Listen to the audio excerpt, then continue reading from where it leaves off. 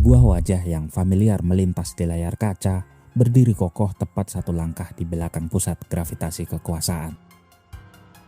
Bagi jutaan pengguna media sosial, ia adalah fenomena algoritma, sosok perwira dengan tatapan mata elang yang sigap menangkap tubuh seorang wanita yang pingsan di tengah riuhnya lautan kampanye, atau pria yang dengan cekatan mencatat setiap instruksi dalam sebuah buku saku kecil. Di jagat digital, namanya dielu-elukan, bertransformasi menjadi idola baru bagi publik yang terpesona oleh aura ketegasan dan disiplin militer yang ia pancarkan. Namun, dalam hukum besi politik, sebuah pesona visual jarang sekali berhenti sebagai sekedar komoditas hiburan semata. Perlahan tapi pasti, langkah kaki pria ini tidak lagi hanya mengawal, melainkan ikut melangkah masuk ke dalam ruang-ruang paling privat, tempat kebijakan negara dirumuskan. Transformasi dari seorang ajudan yang viral di media sosial menjadi sekretaris kabinet dengan pangkat mayor aktif kini bukan lagi urusan kekaguman netizen, melainkan sebuah teka-teki besar bagi para elit politik di lingkar kekuasaan tertinggi. Dan di episode kali ini, bersama Das Kapital kita akan bersama-sama menelusuri lorong kekuasaan untuk memahami bagaimana sang penjaga gerbang ini bekerja dan mengapa kehadirannya kini memicu badai kontroversi di ruang publik.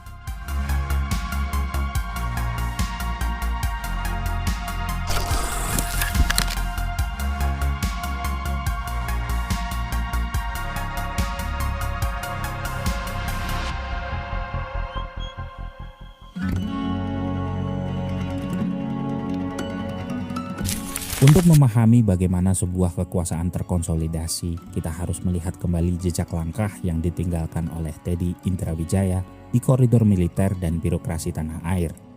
Perjalanan ini bukanlah sebuah kebetulan yang instan, melainkan sebuah blueprint karir seorang perwira yang selalu berada di orbit terdekat para pengambil keputusan tertinggi di Republik ini. Lulus dari Akademi Militer pada tahun 2011, Teddy menampaki jalur keras sebagai prajurit komando di Korps Baret Merah Kopassus, sebuah ruang yang menempa kedisiplinan dan loyalitas tanpa batas. Ketajamannya dalam membaca situasi membawanya masuk ke lingkaran dalam istana untuk pertama kalinya saat terpilih menjadi asisten ajudan Presiden Joko Widodo pada periode pertama pemerintahannya. Pengalaman berharga di ring 1 itu kemudian berlanjut ketika ia dipercaya menjadi ajudan Menteri Pertahanan saat itu, Prabowo Subianto. Disinilah loyalitasnya diuji dan diperkuat melalui hari-hari panjang mengawal sang jenderal, membaca arah pemikirannya, hingga memahami dinamika politik tingkat tinggi yang bergerak di sekelilingnya. Momen krusial pun tiba pasca pelantikan presiden baru, ketika sebuah pengumuman mengejutkan keluar dari bibir sang kepala negara. Teddy tidak lagi diperkenalkan sebagai bayang-bayang pengawal di belakang, melainkan sebagai sekretaris kabinet. Sebuah posisi birokrasi yang sangat strategis yang disusul dengan kenaikan pangkatnya secara resmi menjadi seorang mayor. Bagi publik, jabatan sekretaris kabinet mungkin terdengar seperti urusan administrasi biasa, namun dalam realitas politik, posisi ini adalah jantung dari lalu lintas kebijakan negara. Seskap adalah lembaga yang mengelola seluruh dinamika sidang kabinet, menyaring regulasi yang akan ditandatangani oleh presiden, hingga memastikan setiap visi misi kepala negara dapat diterjemahkan dengan tepat oleh seluruh kementerian. Di tangan seorang perwira menengah yang kini memegang kendali atas arus dokumen strategis tersebut, posisi Mayor Teddy tidak lagi sekedar menjadi pengawal fisik, melainkan manajer utama di balik layar yang mengatur ritme jalannya pemerintahan.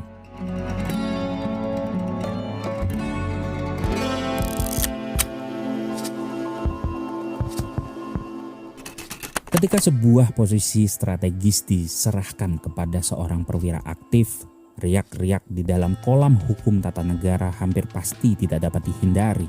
Penunjukan Mayor Teddy sebagai sekretaris kabinet segera memicu perdebatan sengit di kalangan pengamat hukum dan pegiat reformasi. Dasar kritiknya sangat mendasar dan menghujam langsung pada aturan regulasi yang telah disepakati pasca Orde Baru.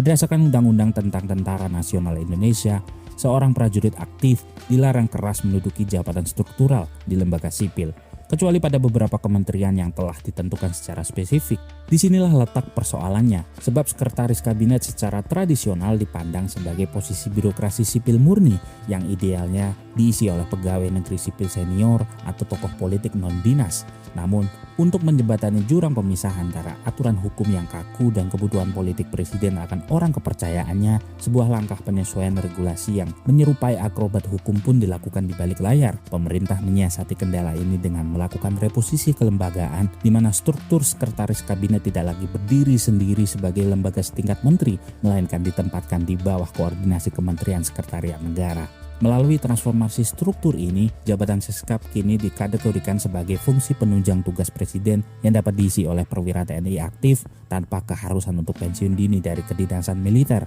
Namun, di luar perdebatan di atas kertas hukum, terdapat sebuah dilema psikologis yang jauh lebih kompleks dalam realitas kerja sehari-hari di ruang kabinet.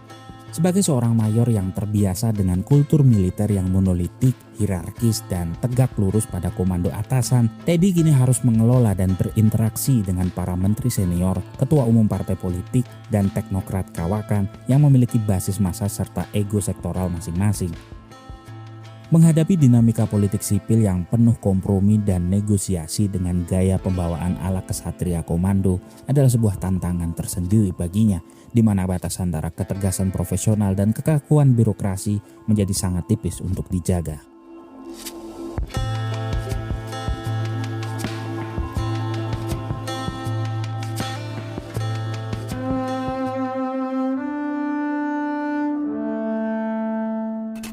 Di tengah megahnya dinding Istana Negara, sebuah riak kritik mulai berhembus kencang, menghujam langsung pada jantung manajerial yang dikendalikan oleh Mayor Teddy. Sorotan publik tidak lagi sekedar memperdebatkan status hukum jabatannya, melainkan mulai mempertanyakan bagaimana kekuasaan di ring satu tersebut bisa dijalankan sehari-hari. Isu utamanya adalah sebuah tudingan yang kian nyaring terdengar di koridor politik, yaitu penerapan sistem manajemen satu pintu yang dinilai terlampau ketat dan restriktif. Dalam diskursus ilmu politik, fenomena yang sedang diperankan oleh Teddy ini memenuhi syarat dari apa yang dikenal sebagai the gatekeeper theory atau teori penjaga gerbang informasi.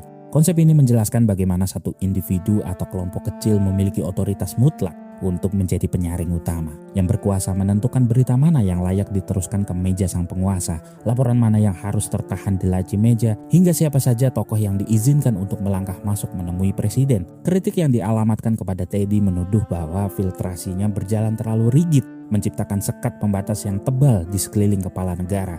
Dampak negatif yang paling dikhawatirkan dari gaya penjagaan seperti ini adalah lahirnya sebuah political bubble atau gelembung politik yang mengisolasi sang presiden dari realitas yang sesungguhnya. Ketika akses menuju RI1 dibuat begitu sempit, terdapat risiko laten di mana telinga presiden perlahan-lahan terputus dari jeritan asli masyarakat di tingkat akar rumput. Laporan-laporan objektif mengenai kegagalan kebijakan di lapangan, kritik dari akar rumput, hingga data-data pahit yang krusial untuk dievaluasi dikhawatirkan tersumbat sebelum sampai ke meja orang paling berkuasa di negeri ini. Akibatnya sang pemimpin terancam hanya dikelilingi oleh laporan-laporan palsu yang sudah diperhalus, narasi-narasi serba aman yang menyenangkan telinga, yang pada akhirnya dapat melahirkan keputusan-keputusan bias yang tidak lagi sinkron dengan denyut nadi rakyat yang sesungguhnya.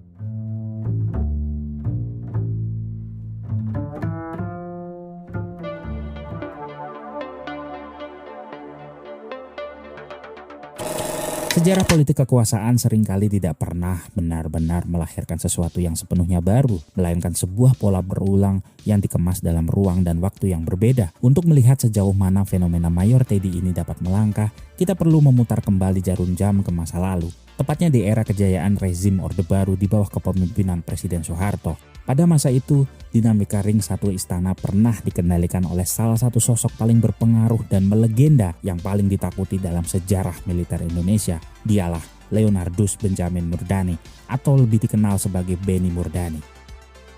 Sebagai orang kepercayaan yang memegang kendali atas seluruh aparatur intelijen negara, Benny Murdani menjalankan peran sebagai penjaga gerbang tertinggi yang menentukan setiap informasi yang boleh sampai ke telinga Presiden Soeharto. Segala bentuk laporan intelijen, analisis ancaman, hingga penentuan nasib karir politik seorang pejabat harus melewati meja penyaringan Benny Murdani terlebih dahulu sebelum mereka bisa mendapatkan kesempatan emas untuk menghadap sang jenderal besar. Ketergantungan Soeharto yang sangat tinggi pada analisis tunggal Benny Murdani pada masa itu perlahan-lahan mengubah sang penjaga gerbang menjadi pusat kekuasaan bayangan yang teramat kuat di luar institusi kepresidenan itu sendiri.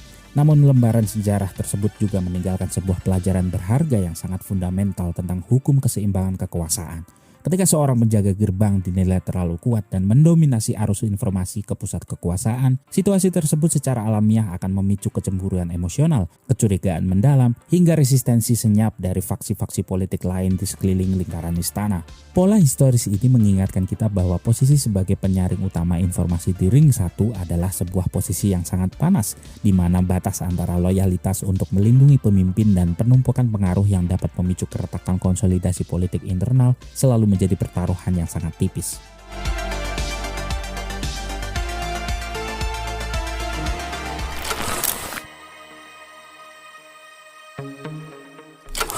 Di era modern di mana panggung politik menuntut transparansi dan keluasan komunikasi, pembawaan diri seorang pejabat publik di depan kamera selalu menjadi komoditas penilaian yang sangat krusial. Dalam konteks ini, gaya komunikasi Mayor Teddy sebagai sekretaris kabinet tak luput dari sorotan tajam dan kritik dari masyarakat maupun insan pers. Di mata publik, bahasa tubuhnya yang dingin, irit bicara, dan cenderung berjarak dari kejaran wartawan seringkali dinilai terlalu kaku dan defensif untuk ukuran seorang pejabat yang menduduki posisi struktural yang penting. Di tengah arus keterbukaan informasi, sebagian kalangan menganggap gaya konvensional seperti ini sebagai sebuah blunder komunikasi yang dapat memicu salah paham dan menciptakan persepsi negatif tentang adanya ketertutupan di dalam lingkaran istana.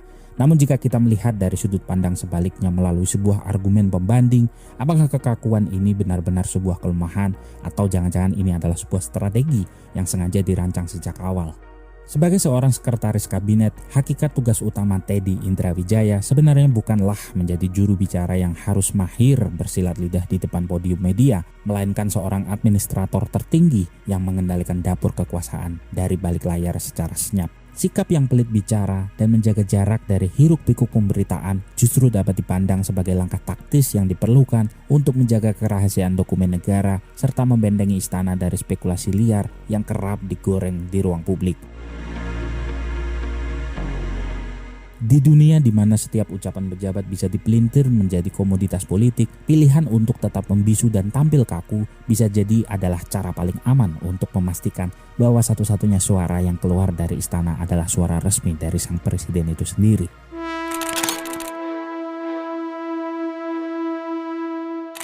Ketika sebuah figur politik menempati posisi yang teramat kokoh di ring satu kekuasaan, riak-riak perlawanan dari luar seringkali tidak lagi mampu menyentuh substansi kinerjanya. Ketika jalur-jalur birokrasi buntu dan kritik terhadap kebijakan tidak lagi mampu menggoyang kedudukannya, hukum besi politik akan mengaktifkan instingnya yang paling purba, yaitu mengalihkan serangan dari ranah profesional menuju ranah domestik yang paling privat. Fenomena inilah yang hari-hari ini sedang melanda Mayor Teddy ketika gelombang kritik yang menerpanya tidak lagi berkutat pada urusan tata negara atau manajemen kabinet, melainkan merembet jauh ke dalam batas-batas moralitas pribadi yang sangat sensitif. Salah satu serangan paling vokal datang dari tokoh politik senior sekelas Amin Rais dan barisannya yang melayangkan tudingan personal yang sangat tajam mengenai kehidupan pribadi sang sekretaris kabinet, termasuk melempar rumor terkait orientasi seksualnya yang dituduh sebagai seorang penyuka sesama jenis. Di dalam diskursus ilmu politik, taktik yang sedang kita saksikan ini dikenal dengan istilah karakter assassination atau pembunuhan karakter yang bergerak di atas landasan berpikir keliru yang disebut ad hominem fallacy. Ini adalah sebuah strategi manipulatif di mana lawan politik sengaja berhenti mendebat isi pikiran, kapasitas kerja atau kebijakan dari targetnya dan memilih untuk menyerang karakter, cacat moral atau kehidupan personal sang tokoh demi meruntuhkan kredibilitas dan legitimasinya di mata masyarakat yang cenderung masih memegang teguh nilai-nilai konservatif. Sejarah politik global mencatat bahwa taktik pembunuhan karakter semacam ini adalah senjata pamungkas yang paling sering digunakan ketika menghadapi sosok penyaring informasi yang tidak tertembus.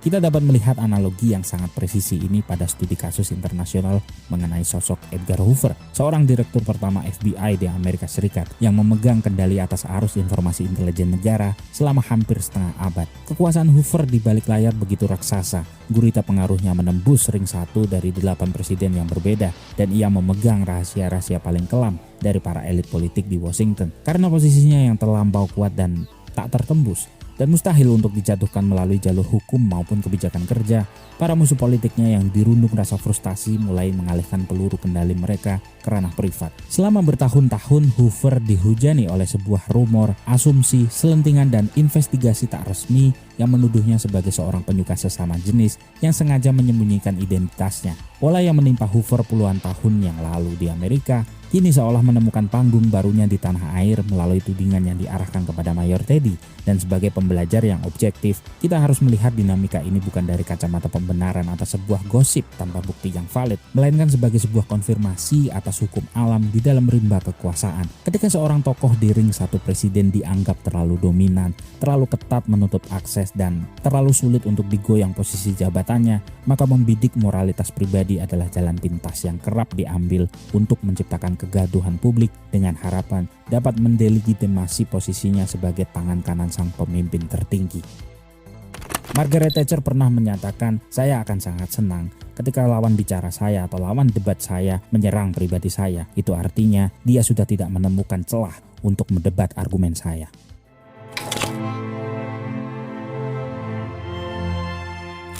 Pada akhirnya kita dipaksa untuk melihat bahwa posisi yang ditempati oleh Mayor Teddy Indrawijaya bukanlah sebuah ruang nyaman yang penuh dengan kemudahan, melainkan sebuah menara pengawas yang berdiri di atas puncak tebing yang teramat terjal.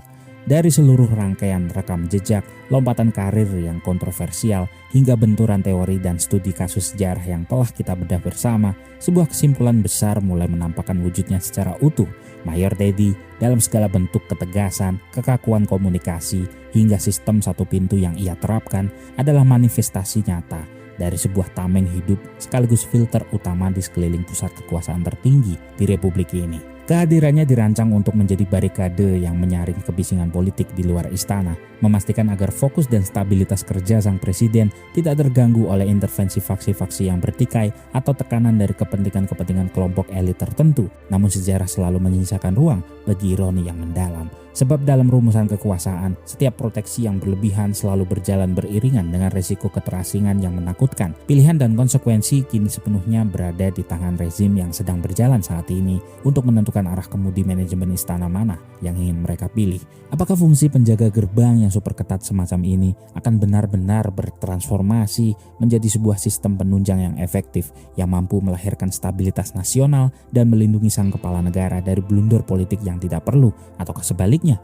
Pola rigid semacam ini justru akan menjadi sebuah bumerang politik yang perlahan namun pasti akan mengunci sang pemimpin tertinggi di dalam sebuah gelembung ilusi yang indah yang menjauhkannya dari realitas yang pahit, jeritan asli, serta denyut nadi rakyat yang telah memberikan mandat kekuasaan tersebut kepadanya. Sebuah garis demarkasi yang teramat tipis di mana sebuah kesetiaan yang buta bisa saja berubah menjadi tabir yang membutakan. Pertanyaannya kemudian bukanlah pertanyaan yang remeh-temeh, seperti pertanyaan soal orientasi seksual ataukah seskap Teddy benar atau salah, melainkan apakah ketatnya penjagaan yang dilakukan oleh seskap Teddy saat ini adalah bentuk perlindungan terbaik yang memang dibutuhkan oleh presiden, ataukah ini justru sebuah langkah keliru yang perlahan-lahan mulai menjauhkan sang pemimpin tertinggi dari rakyatnya sendiri.